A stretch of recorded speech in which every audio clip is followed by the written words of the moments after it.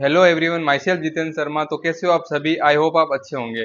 तो आज की इस वीडियो के अंदर हम लोग जानेंगे कि जो स्टूडेंट बीएमएस के अंदर एडमिशन लेना चाहते हैं तो वो सोच रहे होंगे कि बीएमएस फर्स्ट ईयर के अंदर हमको कितना मॉडर्न पढ़ने को मिलेगा, कितना आयुर्वेद पढ़ने को मिलेगा, संस्कृत कितनी पढ़ने को मिलेगी, क्या रैगिंग होती है बीएमएस के अंदर, या क्या कैसे रहेंगे सीनियर आपके कॉलेज के अंदर। तो ये सारी चीजें आज की इस वीडियो के अंदर हम लोग जानेंगे। तो फ्रेंड्स, अब मैं सबसे पहले बात करता हूँ रैगिंग की कि क्या बीएमएस फर्स्ट ईयर के अंदर रैगिंग होती है। तो फ्रेंड्स, रैगिंग पहले के टाइम पे बहुत ज्यादा हुआ करती थी मेडिकल कॉलेजों के अंदर, लेकिन आज के टाइम पे नॉर्मल रैगिंग होती है। और मैं रैगिंग नहीं, इंट्रो बोलूंगा इस चीज को, जिसमें क्या होता है कि सीनियर बुलाते हैं जूनियरों को और फिर उनका इंट्रो लेते हैं एक एक जूनियर का। और देखो, कुछ रूल होते हैं वो तो फॉलो करने ही पड़ते हैं हर कॉलेज के अंदर। आप किसी भी कॉलेज के अंदर जाओ, क्योंकि जैसे कि सीनियर को विश करना time to time, good morning, good afternoon, good evening, ये सारी चीजें बोलनी होती है। जब सीनियर के सामने खड़े होते हैं तो क्या होता है, हाथ पीछे करने पड़ते हैं और गर्दन थोड़ी नीचे रखनी पड़ती है। ऐसा नहीं कि अपन सीनियर के सामने सीधा खड़े हो गए, मतलब कुछ डिसिप्लिन है ही नहीं, पता ही नहीं चल पा रहा कि कौन जूनियर है कौन सीनियर है। और सीनियर आपको अच्छा ही सिखाते हैं कि आपको टीचर से कैसे बात करनी है, टीचर के सामने कैसे डिसिप्लिन के अंदर रहना है। तो हम लोग जूनियर होते हैं तब हमको ये भी ध्यान रखना होता है कि लोग बियर्ड बिल्कुल नहीं रख सकते, सेविंग बिल्कुल नहीं रखना है, और हेयर कट भी आपको 1 या 2 नंबर ट्रिम करा के रखना है। तो ये स्टार्टिंग के अंदर 4-5 महीने तक रखना पड़ता है जूनियर को। तो ये रूल होते हैं। और बाकी अगर कोई कोई स्टूडेंट होता है जो सहन नहीं कर पाता है, जैसे किसी सीनियर ने बोल दिया कि तुम लोग सॉन्ग गाओ या तुम डांस करो, या और कुछ बोल दिया, तो कुछ स्टूडेंट सहन नहीं कर पाते। लेकिन मेरा मानना यही है कि अगर आपका सीनियर नॉर्मल रैगिंग कर रहा है, यानी इंट्रो ले रहा है, नॉर्मल चीजें सिखा रहा है आपको, क्योंकि सीनियर हमेशा आगे जाके काम ही आएंगे हर चीज के अंदर। एग्जाम के अंदर आपके काम आएंगे, एग्जाम के एक दिन पहले सीनियर ही होते हैं जो आपको पढ़ाते हैं। तो मेरा यही मानना है कि ठीक है, सीनियर अगर कुछ बोल रहा है तो आप उनकी बात मान लिया करो। अगर ज्यादा आपको ऐसा है कि ज्यादा परेशान कर रहे हैं, तब तो आप उनकी एंटी रैगिंग में कंप्लेन कर सकते हो। लेकिन बात यह है कि अगर नॉर्मल आपको कुछ बोल रहे हैं या कुछ सिखा रहे हैं तो सीख जाओ। क्योंकि बात यह है कि जब हमारे एग्जाम आते हैं, यूनिवर्सिटी एग्जाम, मेन एग्जाम, या कोई भी प्रॉब्लम हो, तो हमारे साथ सीनियर खड़े होते हैं। हम ऐसा मान सकते हैं कि कॉलेज लाइफ के अंदर हमारी फैमिली यानी हमारे घर वाले होते हैं जो सीनियर्स ही होते हैं। ये है।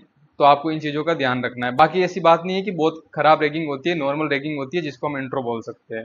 तो ये होता है बीएमएस फर्स्ट ईयर के अंदर। ये तो बात हो गई रैगिंग की और सीनियर्स की। तो अब मैं बात करता हूँ संस्कृत सब्जेक्ट की, यानी आपको कितना संस्कृत पढ़ना पड़ेगा बीएमएस फर्स्ट ईयर के अंदर। तो बात यह है कि आपके 5 सब्जेक्ट होते हैं बीएमएस फर्स्ट ईयर के अंदर। पहला सब्जेक्ट होता है एनाटॉमी, जिसको आयुर्वेदा में बोलते हैं रचना शारीर। फिर सेकंड होता है आपका फिजियोलॉजी, जिसको आयुर्वेदा के अंदर बोलते हैं क्रिया शारीर। फिर तीसरा होता है आपका पदार्थ विज्ञान। और फिर चौथा होता है आपका संहिता, जिनके अंदर 2 बुक पढ़नी होती है आपको। एक पढ़नी होती है चरक और एक पढ़नी होती है अष्टांग हृदय। चरक के आपको 12 चैप्टर पढ़ने हैं और अष्टांग हृदय के आपको 15 चैप्टर पढ़ने होते हैं। तो अब मैं बात करता हूँ 5वें सब्जेक्ट की, जो है संस्कृत। तो संस्कृत के अंदर क्या होता है कि सब लोग बीएमएस लेने से पहले डरते हैं कि क्या हमसे संस्कृत हो पाएगी कि नहीं, कितनी बीएमएस के अंदर संस्कृत है। फर्स्ट ईयर के अंदर तो संस्कृत आपका सब्जेक्ट रहता है, लेकिन आगे की ईयर के अंदर सब्जेक्ट नहीं रहता ये। बस आपको जो चरक के अंदर श्लोक दे रखे हैं उसका हिंदी ट्रांसलेशन करने के लिए आपको संस्कृत अच्छे से आनी चाहिए, या सुसूर सारी, मतलब श्लोक बहुत आयुर्वेदा के अंदर बहुत सारे दिए होते हैं हर एक बुक के अंदर। तो आपको उनकी हिंदी ट्रांसलेशन के लिए आपको संस्कृत आनी जरूरी है, जिससे आप हर चीज समझ सको अच्छे से। तो इसलिए संस्कृत पढ़नी होती है। तो आप अच्छे से पढ़ाई करो फर्स्ट ईयर के अंदर संस्कृत की, जिसके अंदर आपकी 10th की ग्रामर आती है, ग्रामर के अंदर संस्कृत के अंदर। फिर सेकंड पेपर होता है, उसमें थोड़ा सा अलग आता है, लेकिन हार्ड नहीं आता, एकदम इजी इजी आता है संस्कृत का। तो एकदम आप टेंशन लो मत, एकदम आराम से आपका संस्कृत क्लियर हो जाएगा। आप पहले दिन से थोड़ा थोड़ा ही पढ़ना स्टार्ट करते हो तो संस्कृत हो जाता है। चाहे आपने पहले पढ़ रखा हो 6 क्लास से 10 तक, या नहीं पढ़ रखा हो, उसका कोई जरूरी नहीं है कि आपने पढ़ा ही हो। अगर आपने नहीं भी पढ़ा हो तो भी आराम से हो जाता है। तो संस्कृत का आप बिल्कुल टेंशन मत लीजिए। तो सबके मन में ये डाउट होगा कि क्या बीएमएस के अंदर हमको आयुर्वेदा और संस्कृत ही पढ़ना होता है, क्या एमबीबीएस वाले जो पढ़ते हैं वो हम नहीं पढ़ सकते, या हमारे सब्जेक्ट वो नहीं होते हैं। तो ये डाउट भी मैं आपका क्लियर कर देता हूँ। तो देखो, बीडी चौरसिया का तो नाम सुना ही होगा, जो कि बहुत पॉपुलर बुक है एनाटॉमी की। तो जो एमबीबीएस वाले पढ़ते हैं वही हम लोग बीएमएस वाले फर्स्ट ईयर के अंदर वो बुक पढ़ते हैं, बीडीसी।